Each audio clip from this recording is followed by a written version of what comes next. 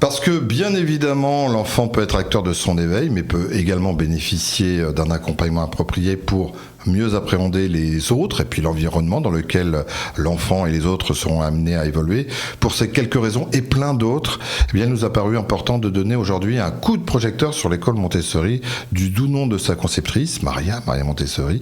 Plusieurs écoles existent en France, mais on va s'intéresser à celle qui existe sur la métropole rouennaise et qui est animée et qui a été fondée par Camille Tassel. Camille, bonjour.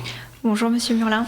Bonjour Camille, appelez-moi Michel en toute simplicité. On va parler bien sûr de cette école qui est importante, la manière en fait dont les enfants sont accueillis, ce que vous dispensez, mais il y a toujours des histoires qui amènent à ce que l'on fait. Et ce qui va nous intéresser dans un premier temps, c'est comment vous êtes arrivé à vous empoigner de cette méthode entre guillemets de dispense d'éducation. Comment vous êtes arrivé à l'école Montessori ?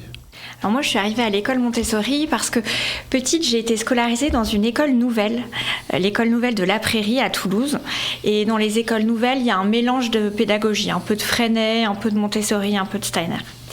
Donc j'ai baigné dans ces systèmes éducatifs alternatifs où j'ai été très heureuse.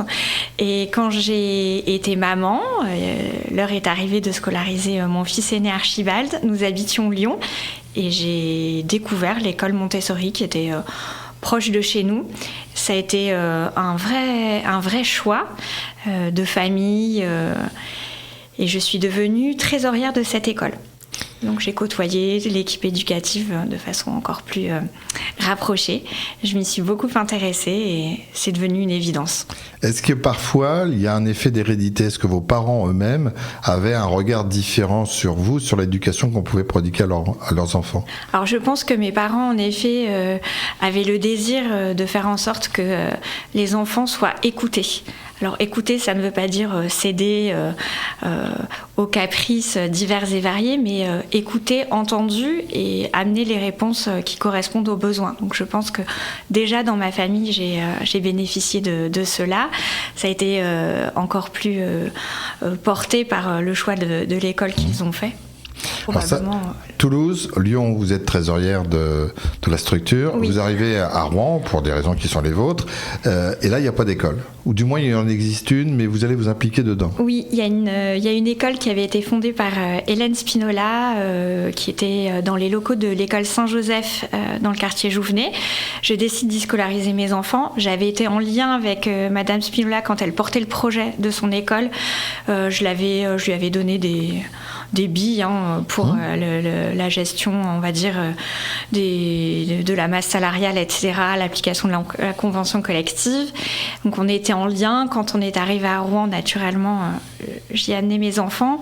Elle a rencontré des difficultés financières et de mon côté, j'étais dans l'éducation nationale, j'étais pas forcément très heureuse de ne pas pouvoir faire un déploiement plein et entier de la pédagogie comme je pensais que c'était important. Et j'ai fait le choix finalement d'endosser une casquette de porteuse de projet. Alors là, vous devenez entrepreneuse. Exactement. C'est un autre univers, mais avec une vision précise, c'était celle de pouvoir faire perdurer l'esprit Montessori. Donc, oui. Comment vous vous y prenez ? Parce que là, il faut sauver une école, il faut rassurer ceux qui y enseignent, et il faut monter tout un projet, un business plan. Voilà, alors là, ça a été une histoire un petit peu familiale. J'avais pu bénéficier de parents, chefs d'entreprise, donc je connaissais un peu ce monde-là. Je me suis naturellement tournée vers mon petit frère qui gérait parfaitement les business plans. Voilà, il en avait fait très bien, quand on a tout sous la main dans la famille, c'est très bien. Donc il est venu passer un week-end chez moi, week-end de Pentecôte, 3 jours, 3 nuits, on s'est enfermés. Mon mari a pris en charge les enfants, la famille, l'intendance, pour qu'on puisse rester concentrés. Et après ces 3 jours de travail, on a vu que le projet était viable.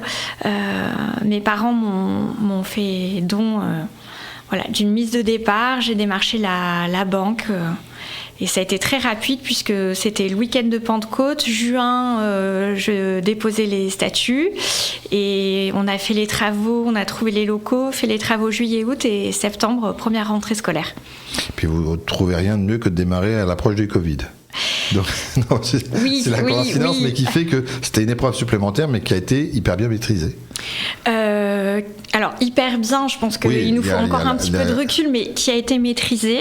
On a su, je pense, répondre aux besoins des parents, de réaccueillir très vite, dès que la possibilité a été donnée de réouvrir, en mettant en place, parce qu'on avait des locaux qui étaient spacieux, des demi-groupes, en réembauchant du personnel pour respecter les protocoles sanitaires, mais faire en sorte que les enfants puissent être accueillis de nouveau toute la semaine, contrairement à beaucoup d'écoles. Voilà, donc je pense qu'on a été à la rencontre des parents et ça a été aussi bénéfique pour eux. Et d'une cinquantaine d'enfants, vous êtes arrivé maintenant à plus d'une centaine d'enfants que vous accueillez. Oui, aujourd'hui 105 enfants à l'école et également 15 enfants sur chacune des micro-crèches, une sur le site de l'école et une seconde qui a ouvert en mars 2022 à Bois-Guillaume. Voilà, où on déploie également la pédagogie avec du personnel formé. Eh ben alors, allons-y dans cette pédagogie, parce que à la fois il y a une mise en scène dans l'espace, c'est quelque chose qui est important chez vous pour que l'enfant s'y sente bien.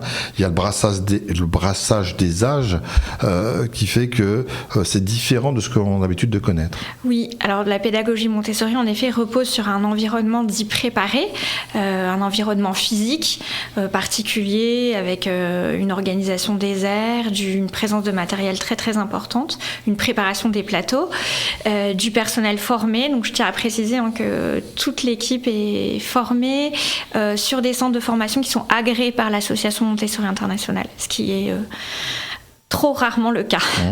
Et ensuite, nous avons les enfants qui sont accueillis par ces éducateurs qui basent leur travail sur l'observation et c'est ça qui les guidera pour faire les choix de présentation. Donc ils sont en âge mélangé et ça correspond en fait au plan de développement qu'avait défini Maria Montessori. Donc on a du 0-3, 3-6, ensuite c'est 6-9 ou 6-12 et après on a 9-12 ou 9-15. Donc voilà, ça c'est une différence par rapport à ce qu'on a l'habitude de connaître dans l'enseignement, mais il y a d'autres spécificités, c'est le fait qu'ils fassent des présentations individuelles, on ne parle pas de leçons chez vous. Oui, on parle de présentation pour que l'enfant reste systématiquement acteur des apprentissages qu'il conduit. Donc en effet en 3-6, les présentations sont faites par l'éducateur de façon strictement individuelle, c'est un temps d'échange à deux avec l'enfant et une fois que l'enfant a reçu la présentation, il a la possibilité de le répéter ce travail ou de le prolonger jusqu'à plus soif. Certains auraient envie de mettre des coupures très régulières. Le système qu'on connaît, c'est chaque heure. Vous, c'est différent. Et on peut avoir des tranches qui soient totalement consacrées à l'enfant pendant 3 heures, 3 heures et demie d'affilée. Oui, l'objectif est de permettre à l'enfant de trouver le chemin de la concentration. C'est son rythme à lui. Voilà. On va suivre. Donc, comme le mouvement est libre, l'enfant peut aller chercher une activité, s'installer sur un tapis, aller la ranger, et puis partir travailler avec un autre matériel sur une table. Donc on fait des courbes attentionnelles et pour vérifier quand même que ce qu'on propose correspond vraiment à leurs besoins.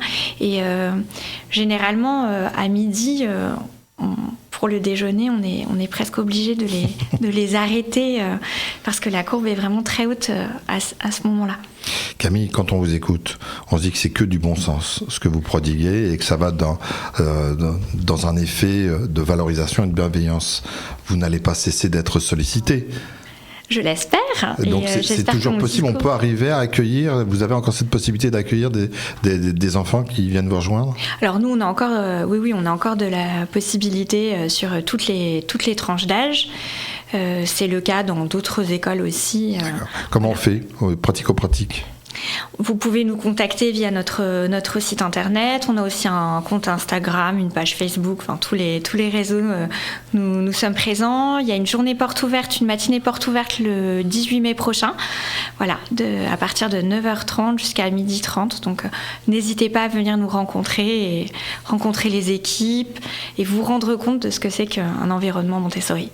Merci beaucoup Camille Tazel de ces explications, de cette immersion dans cet univers qui se veut être le plus répandu possible, du moins je l'espère. Si vous souhaitez revoir ce magazine, vous connaissez la pratique, ce sont nos podcasts habituels, et sinon vous tapez l'adresse habituelle radiosensation.fr. Merci.